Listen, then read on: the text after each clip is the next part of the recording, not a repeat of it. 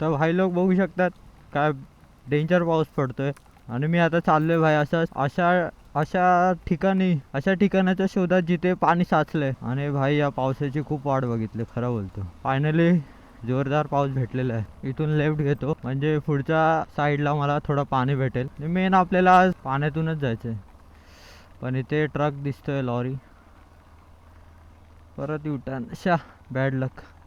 हो काय पाऊस आहे भाई, डेंजर. इथे पाणी हाय वाटतं लेफ्ट साईडला पाणी. ओ भेटलं भाई.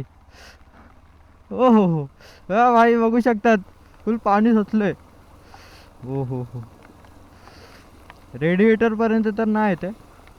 हा मजा आली भाई. तुम्हाला आता कसं सांगू भाई, ॲडव्हेंचर बाईक आणि पाणी साचलेलं असतं जे भारी वाटतं ना. हा पण इथे तर जाम डेंजरवालं साचलंय पाणी. एक व्हिडिओ काढणारा पाहिजे होता भाई समोरून.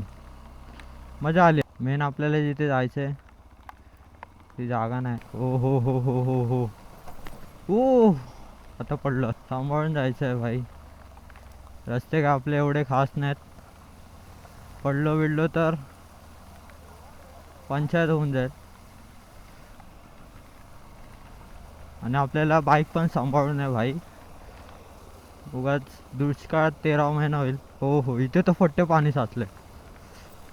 पाऊस तर जोरात आलेला आहे भाई. मी ऐकलंय विकास स्कूलच्या इथे पाणी साचलेलं आहे. तर आपल्याला आता तिथे जायचंय पाण्याच्या शोधात. हा काय पाऊस आहे डेंजर भाई. हो शेट, इथे एवढं पाणी दिसत नाही यार. पाणी सगळं खाली झालं यार. मगाशी मी एकदा रील बघितलेली तेव्हा पाणी भरलेलं होतं. पण भाई मजा तर येते. पाऊस अजून जोरात यायला लागलाय. हो इथे पाणी थोडं साचलंय भाई. आणि पाणी लय घाण आहे.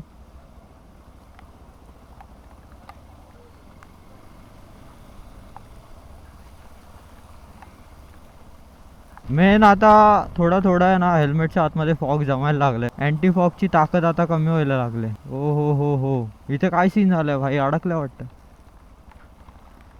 हो इकडचा तर रस्ता खूप बेकार आहे म्हणून इथे काय करू नाही शकत. आणि इथे पाणी पण खूप साचलंय भाई, डेंजर. पूर्ण दगड आहेत खाली. ओ भाई साहब.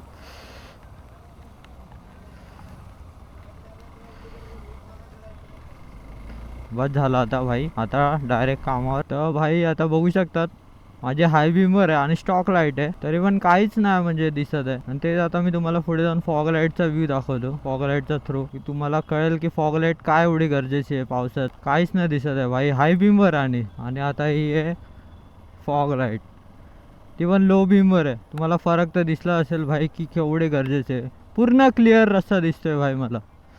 हा म्हणजे त्याचा दुरुपयोग पण आहे, कारण की जेव्हा हाय बीमवर वापरतात त्या समोर त्याचा खूप प्रॉब्लेम होऊ शकतो. पण लो बीमवर ठेवलं तर खूप चांगलं आहे म्हणजे. आणि त्यात भाई मला फाईन पण बसली आहे फॉग लाईटची, कारण की आता फॉग लाईट बॅन केले आहेत मुंबई पोलिसने. पण त्यांना कसं सांगायचं भाई की केवढं इम्पॉर्टंट आहे फॉग लाईट. पण सीन पण असा आहे ना फॉग लाईटचा, की खूप लोक आहे ना, खूप छपरी लोकांनी भाई त्याचा खूप दुरुपयोग केला आहे. त्यामुळे भाई बॅन केलेली आहे फॉग लाईट.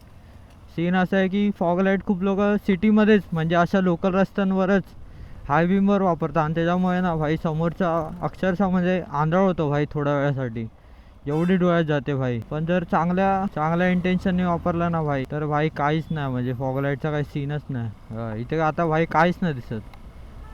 फॉग लाईट ही लो बीमवर ठेवली ना तर काहीच प्रॉब्लेम नाही होणार. पण जर अशी हाय बीमवर ठेवली ना पूर्ण, तर भाई समोरच्याची तर वाटच लागणार खरं बोलतो.